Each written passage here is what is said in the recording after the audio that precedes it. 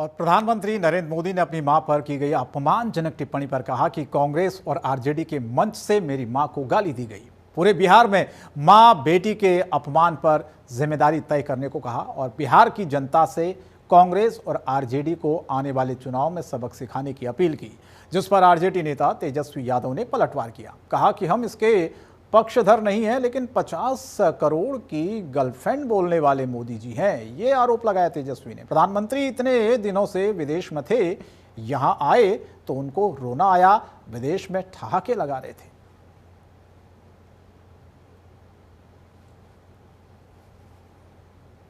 इसलिए साथियों, कांग्रेस आरजेडी के मंच से गाली, भद्दी गाली केवल मेरी मां को नहीं दी गई है।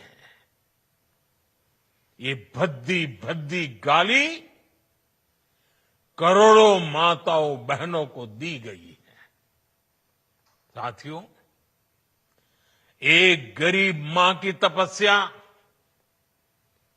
में सेवा कर सकूं, इसलिए खुद से अलग करके मुझे जाने की इजाजत दी।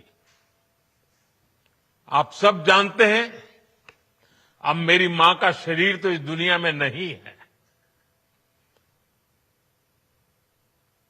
कुछ समय पहले 100 साल की उम्र पूरी करके वो हम सबको छोड़ के चली गई।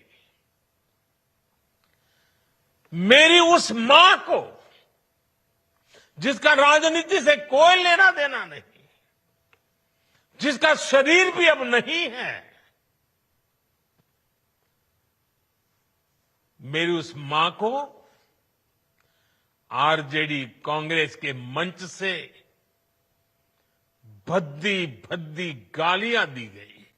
इसलिए साथियों, और हम इतना कहना चाहते हैं कि किसी की भी मां को अपशब्द जो है नहीं बोलना चाहिए। हम लोग इसके पक्षधर नहीं हैं, ना ही हम लोगों के संस्कार में ये है। सबकी मां होती है, हम सबों की मां। लेकिन सवाल ये उठता है कि ये आपके जो 1000 लोगों का जो शोषण जो किए हुए थे, क्या नाम है वो बैंगलोर वाले, रवन्ना, उनके प्रचार में जो है प्रधानमंत्री मोदी जी जाते हैं।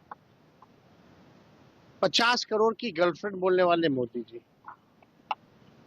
सोनिया गांधी जी को इतनी भद्दी भद्दी गालियां दी गई। नीतीश कुमार जी के डीएनए को ऊपर जो है सवाल उठाए गए।